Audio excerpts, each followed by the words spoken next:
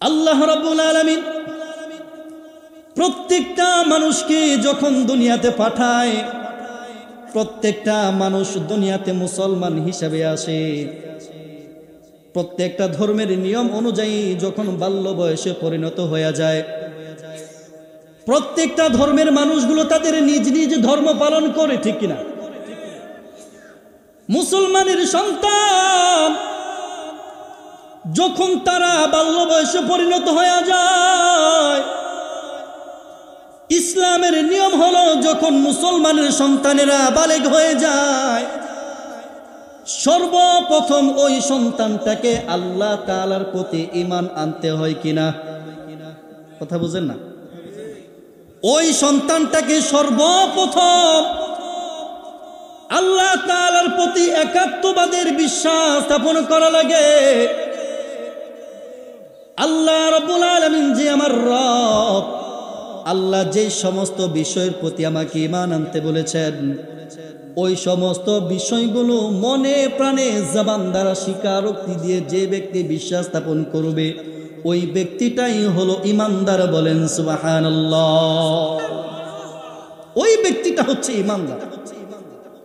তো বুঝানোর উদ্দেশ্য হলো, এই যে ভিন্ন ভিন্ন ধর্মের মানুষ তারা যখন বালিগে পরিণত হয়ে যায়, তারা তাদের ধর্ম পালন করে। অন্য ধর্ম নিয়ে কথা বলার বিষয় আজকে আমার না, কারণ মুসলমানের সমস্যাই সমাধান করে কুল পায় না, অন্য ধর্মের কথা কি বলবো, ঠিক কিনা? একের পরে এক চলতেছে, তো চলতেছেই। কেন চলতেছে? আমরা নাম কেউ আসতে মুসলমান, আমরা প্রকৃত পক্ষে যেই রকম সাহাবায়ে কেরাম ইসলামের জন্য নিজের জান কুরবান করেছে, আমরা সেই দিকে নাই। আমরা বরংস আল্লাহকে মানি মুখে, কিন্তু কাজে কর্মে সম্পূর্ণ ইহুদিদের মতো, ঠিক কিনা? আমরা মানি ঠিক আল্লাহ আমার রব, এর মধ্যে সন্দেহ নাই। চোরকে যদি জিজ্ঞেস করা হয় তোমার রব কে, ওই ব্যক্তিও বলবে আমার রব আল্লাহ। বলবে তুমি জবান দ্বারা স্বীকারোক্তি দিছনি? কয় দিলাম। কয় তুমি তোমার অন্তর দ্বারা বিশ্বাস করলানি? কয় দিলাম। ওই ব্যক্তি জবান দ্বারাও স্বীকারোক্তি দিল, ওই ব্যক্তি নিজের অন্তর দিয়েও বিশ্বাস স্থাপন করলো, কিন্তু ওই ব্যক্তিটা কাজে কর্মে চুরি করে। ইসলামে বৈধ না অবৈধ? মুসলমানের সন্তান নি ভাই, এটা একটু সামনে আগে দাও। মুসলমানের সন্তান কিনা বলেন তো দেখি, একজন মুসলমানের সন্তান এটা কখনো করতে পারে? এটাই হলো আমাদের অবস্থা। আল্লাহ রাব্বুল আলামিন এটা সরাইয়া সোজা করে দেওয়া। আমার আমি দেখতেছো কাই থেকে কথা বলতেছি, এই যেটা সরাই, এটা সরাই সোজা করে দাও।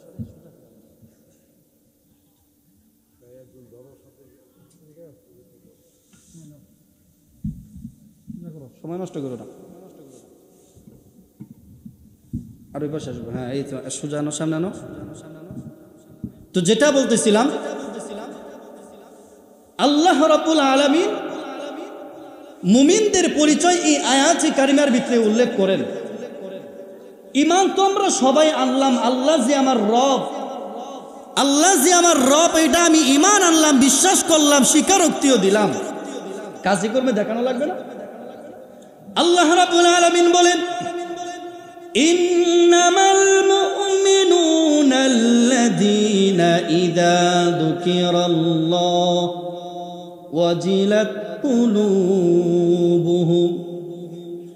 আল্লাহ রাব্বুল আলামিন বলেন, মুমিন তো ওই সমস্ত বান্দা যখন ওই বান্দাটা কোনো গুনাহের কাজের মধ্যে পা বাড়ায়, ওই বান্দাটার দিলের ভিতরে যখন আমি আল্লাহ তাআলার কথা স্মরণ হয়, ওই বান্দার দিলটা ভূমিকম্পের মতো দুনিয়া যেই রকম হেলে দুলে নাড়াচড়া করে, ওই ব্যক্তির অন্তরটা এইরকম ভাবে কম্পিত হতে থাকবে, ওই ব্যক্তির অন্তরটা বয়ে থরথর করে কাঁপতে থাকবে। বলেন তো দেখি, গুণটা আমার আপনার আছে কি নাই? যদি থাকতো তাইলে কেমনে টিভির ঘরে থাকি? যদি এই ভয়টা আমার থাকতো তাইলে কেমনে অন্যের জমিনের আইলটা কাইটা আমার জমিনের মধ্যে বানাই? যদি থাকতো তাইলে কেমনে আমি আমার অশ্লীলতা জীবনটাকে পরিচালনা করি? আমার দিলের ভিতরে পরিপূর্ণ ভয় যদি থাকতো তাইলে কেমনে নামাজ ছাড়িয়া দুনিয়ার কাজে লিপ্ত থাকি, ঠিক কিনা? আল্লাহ তাআলার ভয় অত্যন্ত বেশি দরকার। আল্লাহ রাব্বুল আলামিন কুরআনুল কারীমে অসংখ্য অগণিত জায়গায় ইত্তাকুল্লাহ শব্দ ব্যবহার করেছে। ইত্তাকুল্লাহ মানে হলো আল্লাহর ভয়, কিন্তু আল্লাহর নাম তো রহমান। কথাগুলো বুঝবেন। আল্লাহর নাম হলো রহমান, আল্লাহর নাম হলো রহিম, আল্লাহর নাম হলো গাফফার, আল্লাহর নাম হলো সাত্তার। তাইলে আল্লাহ রাব্বুল আলামিন ইত্তাকুল্লাহ দ্বারা ভয় কেন বুঝাইলেন? একজন সাহাবী হযরত উমর ইবনুল খাত্তাব রাদিয়াল্লাহু তাআলা আনহুকে বলতেছেন, ওমর, আল্লাহর পয়গম্বর তিনি তো আমাদেরকে জানাই দিয়েছেন ইত্তাকুল্লাহ মানে হলো আল্লাহর ভয়, কিন্তু আল্লাহর নাম তো রহমান, আল্লাহর নাম তো রহিম, তাইলে আল্লাহকে কেন ভয় করব? এটা ব্যাখ্যা করে জানায়া দাও।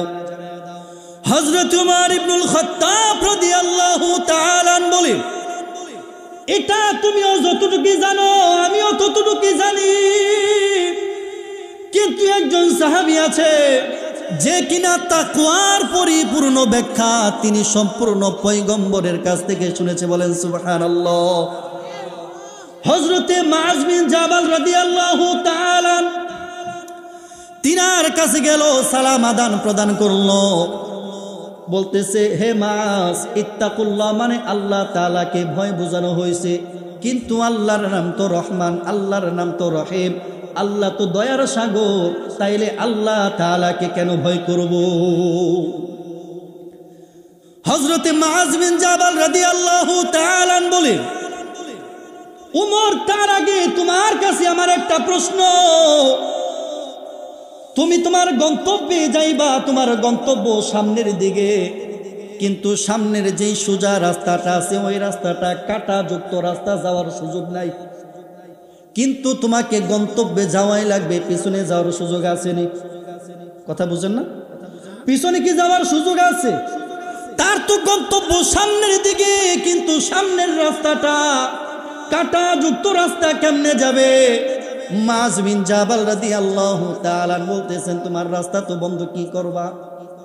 যদি দুনিয়ার কথা বলে, স্বাভাবিকভাবে আমাদের ময়মনসিংহের কথাই বলে, বেশি দূরে যাওয়া লাগবে না। 15-20 বছর আগে যে সমস্ত জামালপুরের বাসগুলো চলতো, ঢাকা যাইতো, এটা কি বাইপাস হয়ে যাইতো না ময়মনসিংহ শহর হয়ে যাইতো? ময়মনসিংহ শহর হয়ে যাইতো। 1, 1.5, 2, 3 ঘন্টা জ্যামের ভিতরে থাইকা কলে বলে জেনটা সাইরা ওই বাইপাসে যাইতো, ঠিক কিনা? যখন এই বাইপাসের রুটটা হয়ে গেল, বলেন তো দেখি ওই জামালপুরের বাসগুলো কত সহজে তার গন্তব্যে যাইতে পারে, ঠিক কিনা?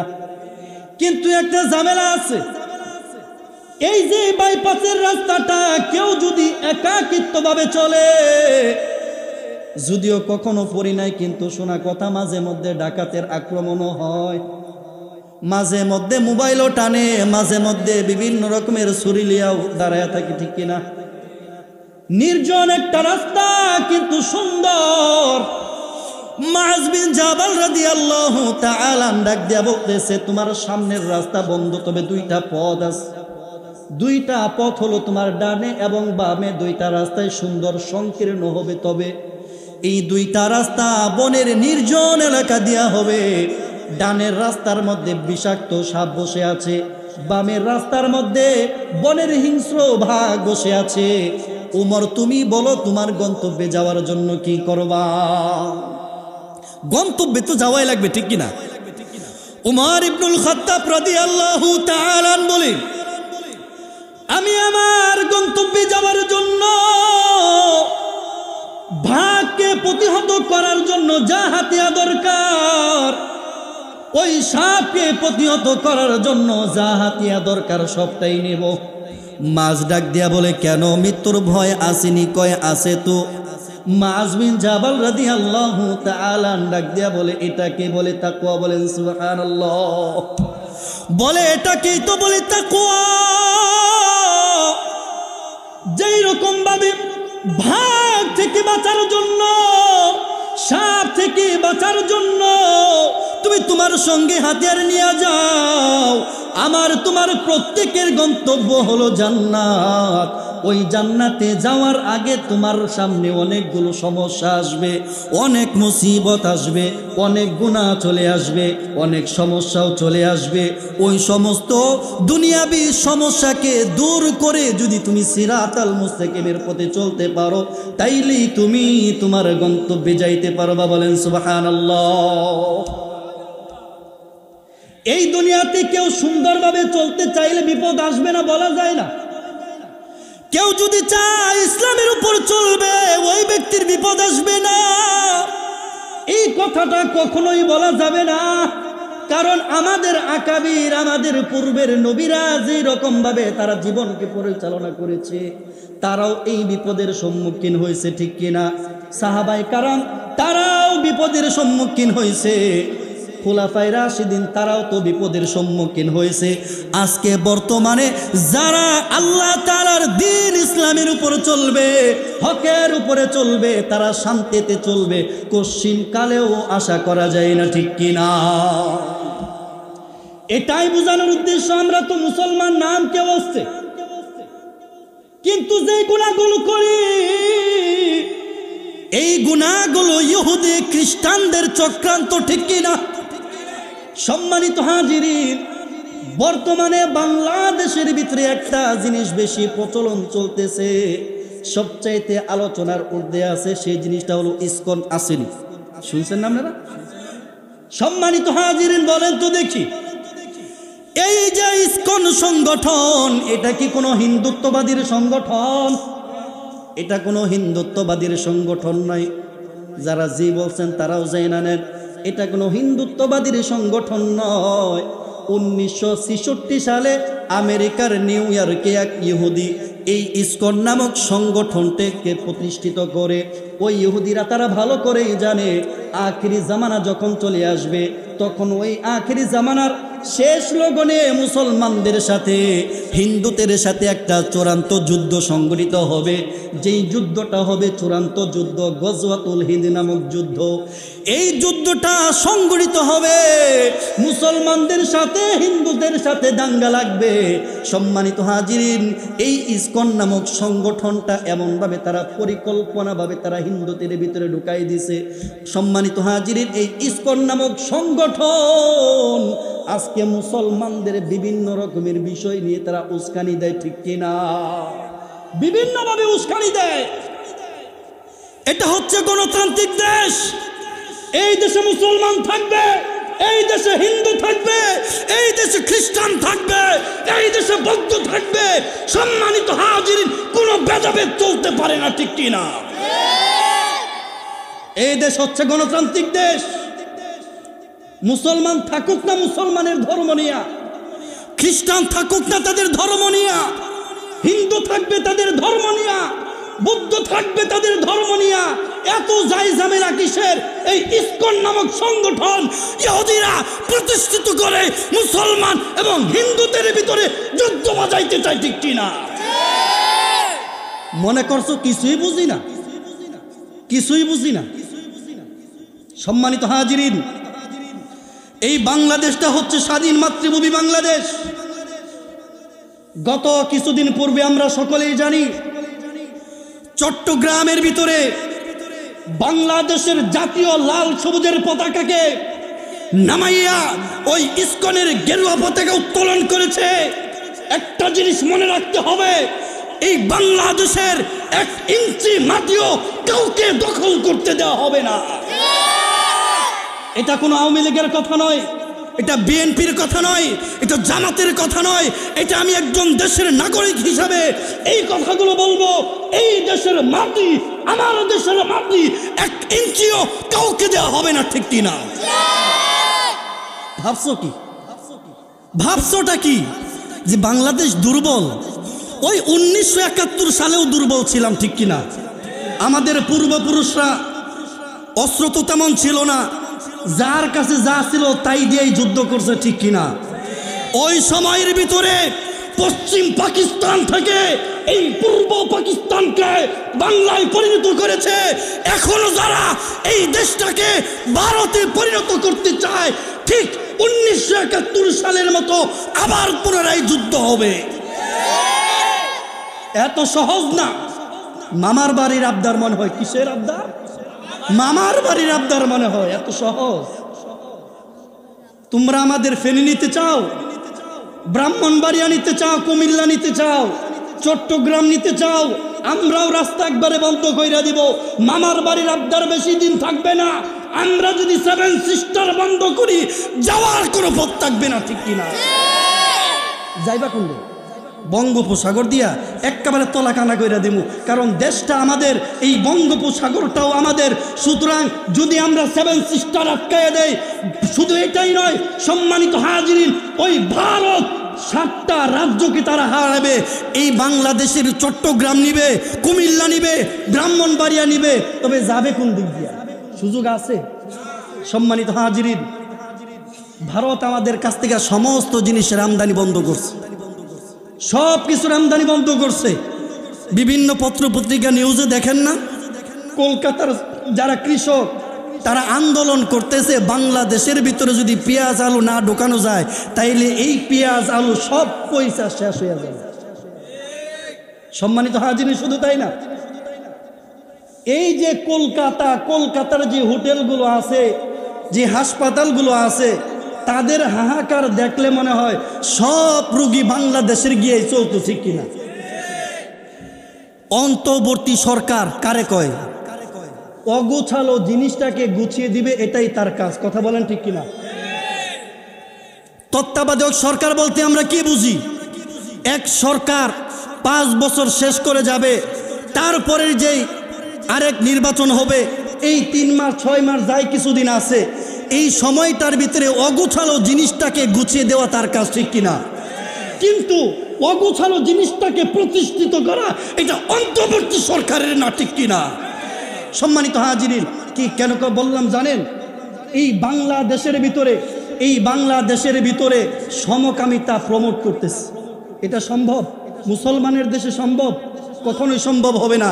সম্মানিত হাজিরিন, বোঝানোর উদ্দেশ্য এই যে আমরা ইমানদার, আমার ভিতরে খারাপি ঢুকে যায়, আমার ভিতরে গুনাহ ঢুকে যায়, কিন্তু আমি আল্লাহর ভয়ে আমি আমার নিজেকে গুনাহ থেকে বিরত করতে পারি না, আসলেও আমি প্রকৃত ইমানদার হতে পারি না। এটাই আল্লাহ রাব্বুল আলামিন বলেন, ইন্নামাল মুমিনুনা আল্লাযীনা ইযা যুকিরাল্লাহু ওয়াজিলাত কুলুবুহুম ওয়া ইযা তুলিয়াত আলাইহিম আয়াতুহু যাদাতুহুম ঈমানা। যখনই আল্লাহ রাব্বুল আলামিনের কথা স্মরণ হয়ে যাবে, সাথে সাথে তুমি তোমার যদি গুনাহের কাজের মধ্যে থাকো, ওই গুনাহ থেকে বিরত হয়ে খাটিয়ে দিলে আল্লাহর কাছে তওবা করবে, আল্লাহ রাব্বুল আলামিন অবশ্যই তিনি মাফ করে দেবেন, ঠিক কিনা? এটা কয় নাম্বার গুণ? 1 নাম্বার। দ্বিতীয় নাম্বারে আল্লাহ রাব্বুল আলামিন বলেন, ওয়া ইযা তুলিয়াত আলাইহিম আয়াতুহু যাদাতুহুম ঈমানা। চিল্লে বলি আল্লাহু আকবার। আরো জোরে বলি আল্লাহু আকবার। আল্লাহ রাব্বুল আলামিন বলে, যখন আমার পবিত্র গ্রন্থ কুরআনুল কারীমের আয়াতগুলো যখন তোমার সামনে পাঠ করা হয়, এই কুরআনুল কারীমের আয়াতগুলো যখন তুমি শ্রবণ করবা, তোমার ঈমানটা বৃদ্ধি হতে থাকবে। বলেন সুবহানাল্লাহ। আরে মুসলমান, এমন একটা কিতাব পাইলাম, যে কিতাবটা দেখলেও সওয়াব, যে কিতাবটা শুনলেও সওয়াব, যে কিতাবটা পড়লেও সওয়াব, যে কিতাবটা ধরলেও সওয়াব। বলেন আলহামদুলিল্লাহ। এমন একটা কিতাব পাইছি, যে কিতাবটা পড়লেও সওয়াব, যে কিতাবটা শুনলেও সওয়াব, যে কিতাবটা দেখলেও সওয়াব, যে কিতাবটা ধরলেও সওয়াব। আল্লাহু আকবার। আল্লাহ রাব্বুল আলামিন এমন একটা কিতাব আমাদেরকে দান করেছেন। মুসলমান, এই কুরআনুল কারীম তেলাওয়াত শিক্ষা করা আমার আপনার জন্য ফরজ কিনা?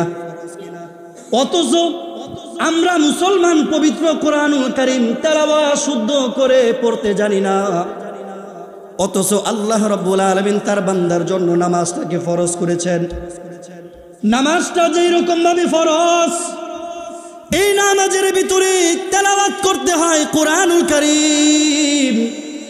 কোরআনুল কারীমের আয়াতগুলো যখন তেলাওয়াত করা হয়, যদি আমি কোরআনুল কারীম তেলাওয়াতটা শুদ্ধ করে পড়তেই না জানি, সম্মানিত হাজিরিন বলেন তো দেখি, তাহলে কি ওই নামাজটা কখনো আল্লাহর কাছে কবুল হবে? হবে? কখনোই আল্লাহর কাছে কবুল হবে না। এর জন্য কোরআনুল কারীম শিক্ষা অর্জন করতে হবে।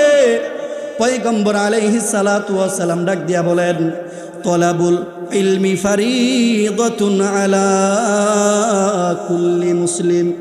পয়গম্বর আলাইহিস সালাতু ওয়াস সালাম বলে, প্রত্যেকটা মুসলমানের জন্য দ্বীনি ইলম শিক্ষা করা ফরজ।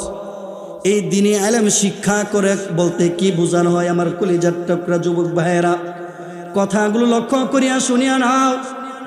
দ্বীনি ইলম বলতে বোঝানো হয় ইসলামের উপর, শরীয়তের উপর চলার জন্য যেই সমস্ত বিধি বিধানগুলো আমার আপনার জানা দরকার, যেই সমস্ত বিধি বিধানগুলো মানতে হয়, ওই সমস্ত বিধি বিধানগুলো মানা আমার আপনার জন্য ফরজ।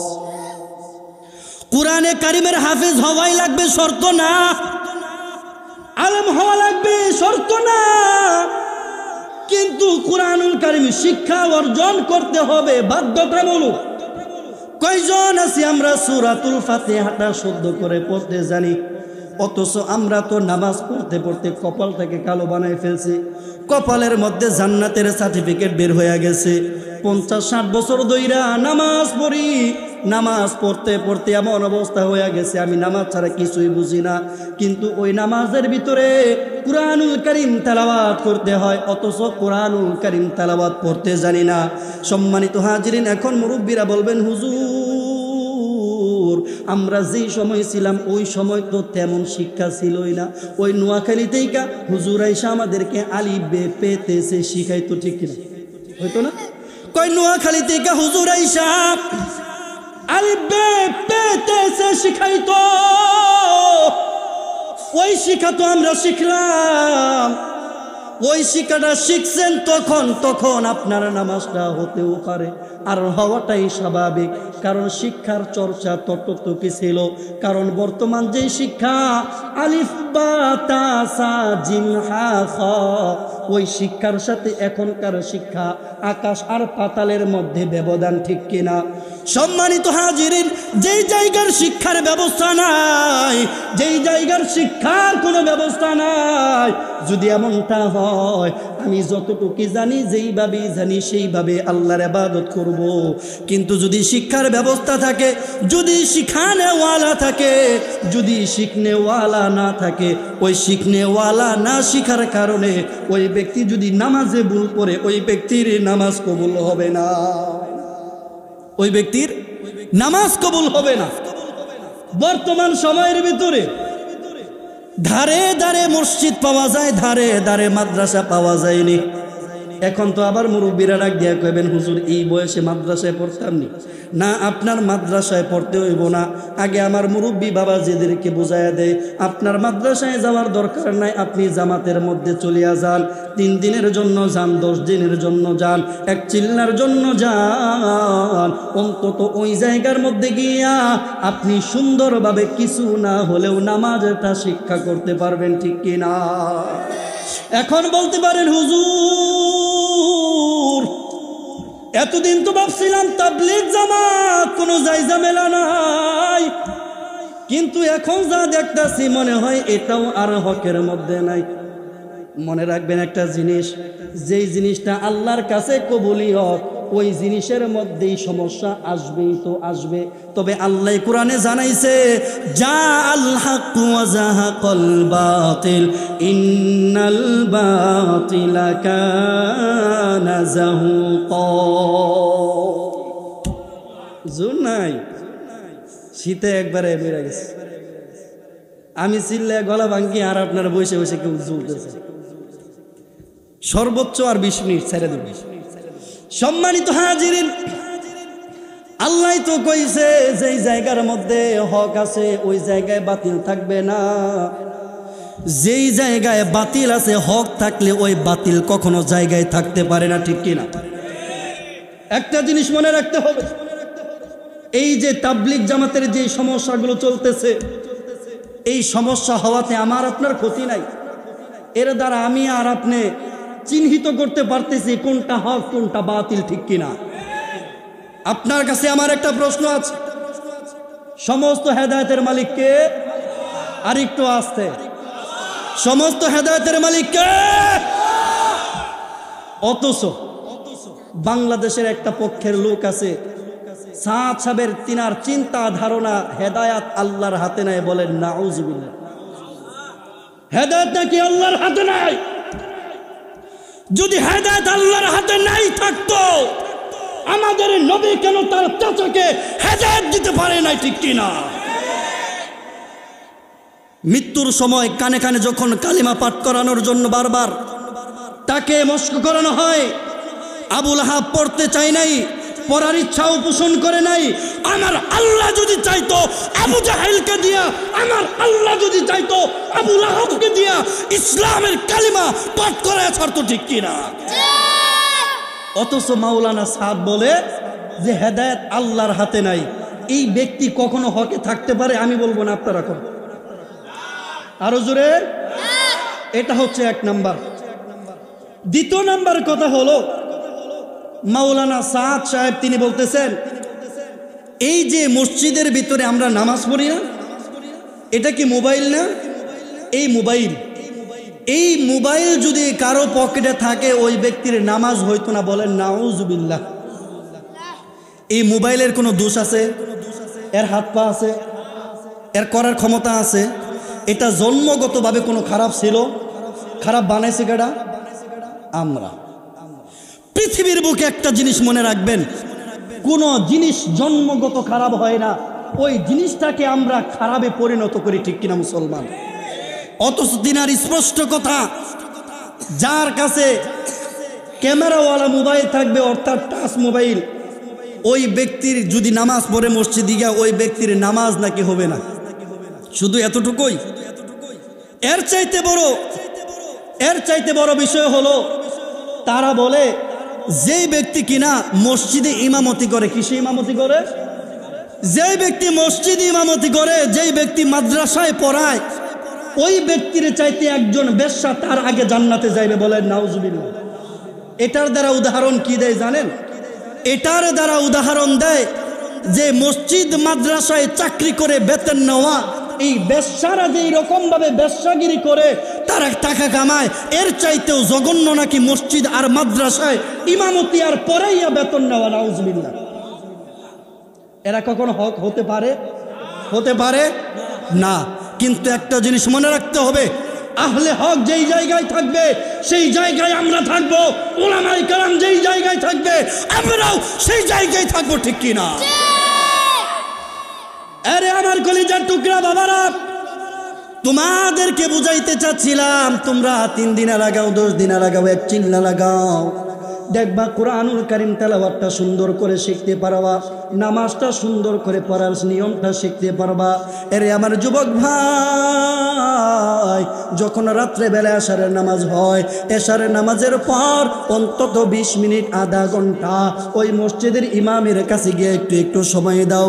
হুজুর, ছোট সময় তো আমি লেখাপড়া করি নাই, কিন্তু এখন আমার একটু মনে চাইছে হুজুর একটু যদি সময় দিতেন, আমি একটু কোরআনটা সুন্দর করে শিখতাম, একটু যদি শিখাইতেন তাইলে আমি নামাজ পড়ার নিয়মটা আপনার কাছ থেকে শিখতাম। বলেন তো দেখি হুজুর হ করবে না না করবে? হ করবে। এরে আমার বন্ধুগণ, এর জন্য মসজিদের ইমামের কাছে গিয়া অন্তত কোরআনুল কারীম তেলাওয়াত শিক্ষা অর্জন করতে হবে, ঠিক কিনা? আরে আমার কলিজার টুকরা বাবারা, পর্দার আড়ালের মা বোনেরা, কোরআনুল কারীম হাফেজ হওয়া লাগবে না, আবার কেনই বা হব? আলেম হওয়া লাগবে না, আবার কেনই বা হব? লক্ষ্য করিয়া শুনিয়া নাও, আল্লাহ রাব্বুল আলামিন একজন কোরআনের হাফেজের মান মর্যাদা কেমন দান করেছেন। এই কোরআনুল কারীম যেই ব্যক্তি তেলাওয়াত করে আল্লাহর পয়গম্বর আলাইহিস সালাতু ওয়াস সালাম বলে ওই ব্যক্তিকে আল্লাহ রাব্বুল আলামিন প্রত্যেকটা হরফের বিনিময়ে একটা করে নেকি দেয়। কয়টা? আরো জোরে। ওই একটা নেকির ওজন কেমন জানেননি? আল্লাহর পয়গম্বর আলাইহিস সালাতু ওয়াস সালাম ডাক দিয়া বলেন বিআশরি আমসালিহা। পয়গম্বর ডাক দিয়া বলে ওই একটা নেকির ওজন হলো 10টা নেকির সমান। যে ব্যক্তি কোরআনুল কারীম তেলাওয়াত করে, পয়গম্বর ডাক দিয়া বলে আল্লাহ রাব্বুল আলামিন ওই ব্যক্তিকে হরফের বিনিময়ে 10টা করে নেকি দান করে। আরে আমার বন্ধুগণ, এর জন্য কোরআনুল কারীম তেলাওয়াত করতে হবে। আমার সন্তানটাকে কোরআনের হাফেজ বানাতে হবে। কারণ এই দুনিয়ার বুকে আল্লাহ রাব্বুল আলামিন কোরআনের হাফেজের মান মর্যাদা কেমন দান করছেন, পরকালের ভিতরে আল্লাহ রাব্বুল আলামিন কেমন দান করবেন একটু লক্ষ্য করিয়া শুনেন। ভাই গলাটা খাইয়া দিছো তুমি মাইক দিয়া, 2.5 ঘন্টা চিল্লায় গলা ভাঙ্গাবার হয় না, তুমি আধা ঘন্টায় গলা খাইয়া দিলা। কালকে আমার মাহফিল হচ্ছে জামালপুর, মাইক লইছে। সম্মানিত হাজিরিন, যেটা বলতেছিলাম, সন্তানটাকে কোরআনের হাফেজ বানান। ইমাম ফখরুদ্দিন রাজি রহমাতুল্লাহি আলাইহি তিনি স্বপ্নে দেখেন পয়গম্বর আলাইহিস সালাতু ওয়াস সালাম তিনি সফরে বের হয়েছেন। কোথায়? সফরে বের হয়েছেন। যাইতে যাইতে প্রতিমধ্যে একটা গুরুস্থান, ওই গুরুস্থানের ভিতরে অনেকগুলো কবরের ভিতরে আযাব হইতেছিল। পয়গম্বর আলাইহিস সালাতু ওয়াস সালাম গুরুস্থানের পাশে দাঁড়াইলেন, 2 রাকাত নামাজ আদায় করলেন, দোয়াও করলেন। সম্মানিত হাজিরিন, দোয়াও করলেন, নামাজ পড়লেন, তারপরে পয়গম্বর চলে গেলেন। পয়গম্বর আলাইহিস সালাতু ওয়াস সালাম যখন আবার পুনরায় বাড়ির দিকে আসলেন, সম্মানিত হাজিরিন দেখতেছেন কবরের আযাবগুলো মাফ। হযরতে জিবরাইল আলাইহিস সালাতু ওয়াস সালাম বলতেছেন ইয়া রাসূলুল্লাহ, আপনি যেই জায়গার মধ্যে আসছেন এই জায়গার মধ্যে দাঁড়ানোর কারণ কি? পয়গম্বর ডাক দিয়া বলতেছেন এই জায়গায় দাঁড়ানোর কারণ হলো আল্লাহ রাব্বুল আলামিন এই যে কবরের ভিতরে ধারাবাহিকভাবে আযাব দিচ্ছিল, এই কবরের আযাবগুলো বন্ধ হওয়ার কারণ কি? জিবরাইল আলাইহিস সালাতু ওয়াস সালাম বলতেছে ইয়া রাসূলুল্লাহ, এই কবরের আযাবগুলো মাফ হওয়ার কারণ হলো এই যে একটা নতুন কবর দেখতেছেন, এই কবরের ভিতরে যিনি শুয়ে আছেন তিনি সাধারণ ব্যক্তি নয়, একজন কোরআনের হাফেজ। চিল্লায় বলেন সুবহানাল্লাহ। একজন কোরআনের হাফেজের কারণে একটা কবরস্থানের যদি কোনো কবরে আযাব হয়, আল্লাহ তাদের আযাবগুলো মাফ করে দেয়। শুধু তাই না মুসলমান, কাল কিয়ামতের ময়দানে আল্লাহ রাব্বুল আলামিন যখন কোরআনের হাফেজকে ডাক দিবেন, আল্লাহ ডাক দিয়া বলবেন ইকরা, পড়ো পড়ো কোরআনুল কারীম তেলাওয়াত করো। কোরআনুল কারীমের তেলাওয়াত করবে আর ওই ব্যক্তির জান্নাতের মাকামটাও বৃদ্ধি হতে থাকবে। কোরআনুল কারীমের তেলাওয়াত করবে, যেই জায়গায় গিয়া থাইমা যাইবে ওই ব্যক্তির স্থানটাও হবে জান্নাতের তত স্তরে। বলেন সুবহানাল্লাহ। আল্লাহ ডাক দিয়া বলবেন তোমার মা বাবা কোথায়? ডাকো। ডাকবে, তাদেরকে নূরের টুপি পরাইয়া দিবে। যদি আপনাদেরকে দুনিয়ার কথা বলি মুসলমান, ধরেন আপনাদের এই যে উজানবাড়েরা, এই এলাকার ভিতরে যে স্কুল আছে অথবা মাদ্রাসা আছে, বাৎসরিকভাবে তাদেরকে একটা পুরস্কার দেওয়া হয় কিনা? বেশি দূরে যাওয়া লাগবে না। আজকে যে পাগড়ি দিল, এই যে পাগড়ি দিল, অনেক জায়গায় তো পাগড়ি দেয়। সম্মানিত হাজিরিন, ওই পাগড়ি দেওয়ার সময় ছাত্রকে যেই রকম ভাবে পাগড়ি দেওয়া হয়, ঠিক ওই ছাত্রের গার্জিয়ানকেও ডাকা হয়। প্রত্যেকটা গার্জিয়ানকে মাথার মধ্যে টুপি পরানো হয়নি। বলেন তো তার সম্মানটা কতটুকু? এতগুলো মানুষ তারা বসে থাকে। সম্মানিত হাজিরিন, এতগুলো মানুষের সামনে যখন ওই হাফেজের পিতামাতাকে সম্মান দেওয়া হয়, ওই ব্যক্তির গর্বটা কেমন? কিন্তু কাল কিয়ামতের ময়দানে হযরতে আদম আলাইহিস সালাতু ওয়াস সালাম থেকে নিয়ে পৃথিবীর শেষ লগ্ন পর্যন্ত যারা থাকবে, যারা আসবে, সম্মানিত হাজিরিন, সকলের সামনে যখন ওই কোরআনের হাফেজের মা বাবাকে নূরের টুপি পরায়া দিবে, সম্মানিত হাজিরিন, ওই ব্যক্তিটার অবস্থাটা কেমন হবে? ওই ব্যক্তিটার অবস্থাটা কেমন হবে? এর জন্য আমরা আমাদের প্রত্যেকটা সন্তানদেরকে কোরআনের হাফেজ বানাবো, ঠিক কিনা? সম্মানিত হাজিরিন, আমি গর্বের সাথে বলি আমার ঘরের যিনি বাড়িওয়ালি আছে তিনিও কোরআনের হাফেজ, আমি নিজেও কোরআনের হাফেজ। আমার সন্তান যিনি আছে বয়স মাত্র 5 বছর, আলহামদুলিল্লাহ 5 বছরের সন্তান সূরাতুর রহমান তেলাওয়াত করে, বলেন সুবহানাল্লাহ। সম্মানিত হাজিরিন, সন্তানদেরকে কোরআনের কারিমে তেলাওয়াত শিক্ষা করেন। কিছু না হইলেও মৃত্যুর পরে ইমামকে ডাইকা জানাজার পড়ানো লাগবে না, কিছু না হইলেও মৃত্যুর পরে ইমামকে ডাইকা 2 হাত তুলে দোয়া করানো লাগবে না। আমরা তো সমাজের ভিতরে সবচাইতে বেশি পরিমাণে যেই জিনিসটা করি, আমরা ইমামকে ডাইকাই না দোয়া করাই, আছেন এরকম? ইমামকে ডাইকাই না দোয়া করাই, অথচ নিজের ঘরের সন্তান আছে। আচ্ছা বলেন তো দেখি, আমার সন্তান আমার জন্য যে রকম ভাবে আকুতি কইরা আল্লাহর কাছে মাপ চাইবো, ইমাম সাহেব কি করব? আর টাকা যদি না দেন, কাম হয়েছে, পরবর্তীতে দোয়াই করতে হবে। কি কথা বলেন না? আপনাদের এই জায়গায় নাই, অনেক জায়গায় আছে, অনেক জায়গায় আছে। দাওয়াত খাওয়ার পরে টাকা না দিলে জায়গায় বসে থাকে কুট্টি মেরে। কি কথা বলেন না?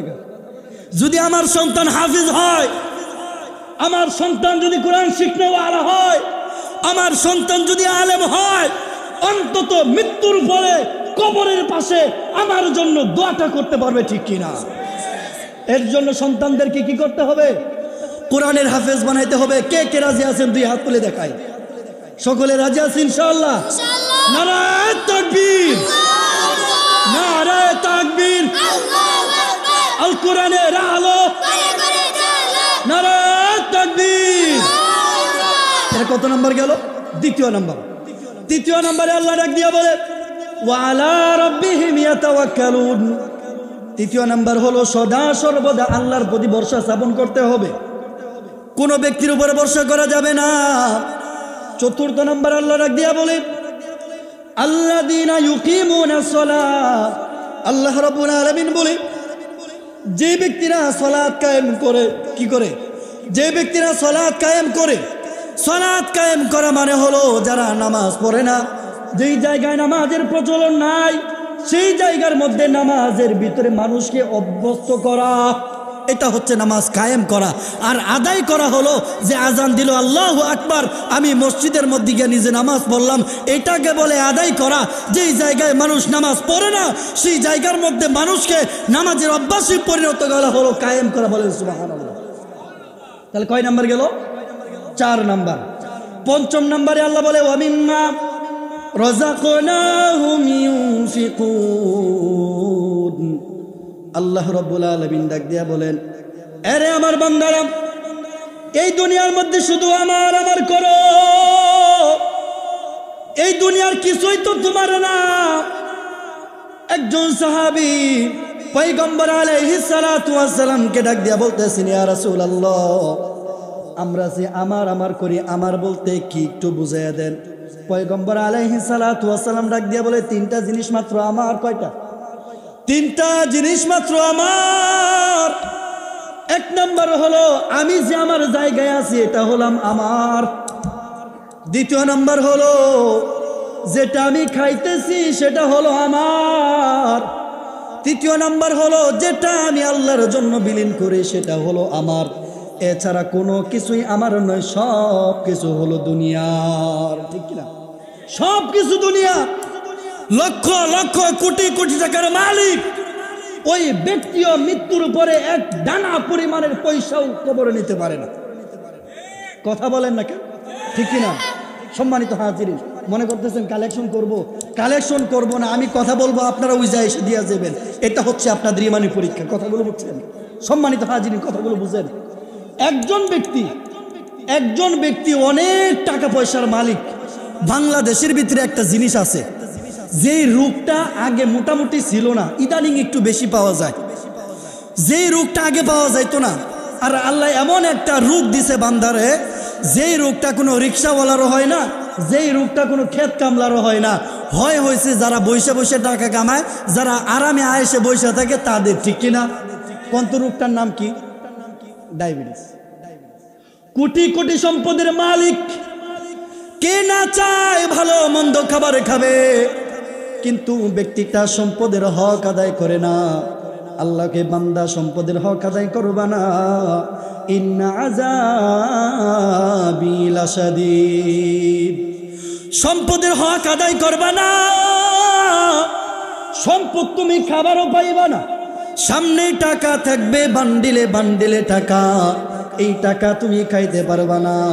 সম্মানিত হাজিরিন, একজন কোটিপতি ব্যক্তি, ওই ব্যক্তির ডায়াবেটিস হয়ে গেছে। ওই ব্যক্তি জীবনে কোনোদিন ফজর পড়ে না। যখন ডায়াবেটিস হয়ে যায়, তাহাজ্জুদের সময় উঠিয়া প্যান্ট শার্ট পরিয়া বুট জুতা পা দিয়া জনতার কাতারে দৌড়াইনি। আরে আমার বন্ধুগণ, ফজর তো পড়েই না। সকালে ওই দৌড়াতে দৌড়াতে সময় চলে যায়, কোনো রকম আইসা খায় তো খায়, না খাইলে নাই অফিসে দেয় দৌড়। দুপুরে খাবার যাইবে, ডাক্তারে কয় সাবধান, এত খাওয়া যাইব না, সামান্য পরিমাণের খাইবেন, সবজি দিয়া ডাইল দিয়া, এছাড়া না গোস্ত খাওয়া যাবে না, ইলিশ খাওয়া যাবে না, চিংড়ি খাওয়া যাবে না। বলেন তো দেখি, যারা বড় লোক তারা কি এগুলো ছাড়া খাবার খায়নি? এগুলো ছাড়া খাবার খাই না, কিন্তু ডাক্তার বইলা দিছে সাবধান, খাওয়া যাবে না। রাতের বেলা যখন ক্ষুধার তাড়নায় থাকতে পারে না, এরে আমার বন্ধুগণ, ঘরের স্ত্রী ডাক দিয়া কয় সাবধান, এত সহজ না, মাত্র তোমার জন্য এই যে রুটি বানাইলাম আর একটু ডাইল আছে, নাও এগুলো খাও, তোমার ডায়েট কন্ট্রোল করতে হবে, কারণ তোমার তো ডায়াবেটিস। যখন চা হোস্টেলের মধ্যে বৈশা একজনে বেশি পরিমাণের দুধ দিয়া, সর দিয়া, বেশি চিনি দিয়া চপচপ করে চাটা খায়, বলেন তো দেখি ওই ডায়াবেটিসওয়ালা রোগীর অবস্থাটা কেমন হয়? তারও মনে চাই খায়। যার ডায়াবেটিস বেশি, তা যেই রকমভাবে স্বাভাবিকভাবে আমাদের তেঁতুল দেখলে জিহ্বায় পানি আসে, ডায়াবেটিসওয়ালা রোগীরা মিষ্টি দেখলে এমন করে জিহ্বায় পানি আসেনি। কিন্তু এটা তার জন্য বিষাক্ত, খাওয়া যাবে না, খাওয়া যায় না। সম্পদ হয়ে লাভ কি? এই সম্পদ দুনিয়াতে সামনেই রইল, ওই ব্যক্তিটা খাইতে পারলো না। এরে আমার বন্ধুগণ, দুনিয়ায় থাকবে, কিচ্ছু কবরে নিতে পারবে না। টাকা পয়সা বাড়ি গাড়ি থাকবে পড়িয়া, আমল নামা ওই কবরে থাকবে বসিয়া, ঠিক কিনা? টাকা পয়সা বাড়ি গাড়ি থাকবে পড়িয়া, আমল নামা ওই কবরে থাকবে বসিয়া। আমল নামা পরকালে করবে সাফায়াত, বান্দাকে তুমি মাফ করে প্রভু দিও গো জান্নাত। আল্লাহু আকবার। সম্মানিত হাজিরিন, কিচ্ছু যাবে না, সব দুনিয়ায় পড়ে থাকবে মুসলমান। আরে আমার কলিজার টুকরা ভাইরা বোনেরা, আল্লাহ ডাক দিয়া কয়, ওয়া মিম্মা রাযাকনাহুম ইউনফিকুন। বান্দা, তোরে যে আমি এই যে সম্পদ দান করলাম, এই সম্পদগুলো তুমি হালাল কাজে ব্যয় করো। কিসের কাজে? আল্লাহ কাল কিয়ামতের ময়দানে বান্দাকে 5টা প্রশ্ন করবে, তার মধ্যে 2টা প্রশ্ন হবে। 1 নম্বর প্রশ্ন থাকবে, এই সম্পদগুলো তুমি কোন পথ থেকে কামাইছো, হালাল ভাবে না হারাম ভাবে। এরপরে আবার বলবে, এই সম্পদগুলো কোন পথে ব্যয় করছো, হালাল পথে না হারাম পথে। এরে আমার বন্ধুগণ, আল্লাহ রাব্বুল আলামিন ডাক দিয়া বলে, এই সম্পদগুলো তুমি হালাল পথে ব্যয় করো। হালাল পথে ব্যয় করা কেমন? এরে আমার কলিজার টুকরা ভাইরা বোনেরা, আল্লাহর পয়গম্বর ডাক দিয়া কয়, আগে তোমার নিজের জন্য ব্যয় করো। বলেন সুবহানাল্লাহ। আল্লাহর পয়গম্বর ডাক দিয়া কয়, আগে নিজের জন্য ব্যয় করো, পরিবারের জন্য ব্যয় করো, তোমার আশেপাশের যে সমস্ত আত্মীয় স্বজনরা আছে, দরিদ্র মিসকিন, তাদের জন্য ব্যয় করো। এরপরেও যদি কিছু অংশ থাকে, ওই কিছু অংশ থেকে কিছু অংশ তুমি আল্লাহর রাস্তায় বিলীন করো। আল্লাহর রাস্তায় বিলীন করো। সাহাবায়ে কেরাম বলতেছে, ইয়া রাসূলুল্লাহ, আল্লাহর রাস্তায় যে বিলীন করব, এটার বিনিময় কি হবে? আল্লাহ রাব্বুল আলামিন পবিত্র কোরআনুল কারীমে জানায় দেন, ইন্নাল্লাহা আশতারা মিনাল মুমিনিনা আনফুসাহুম ওয়া আমওয়ালাহুম বিআন্না লাহুমুল জান্নাহ।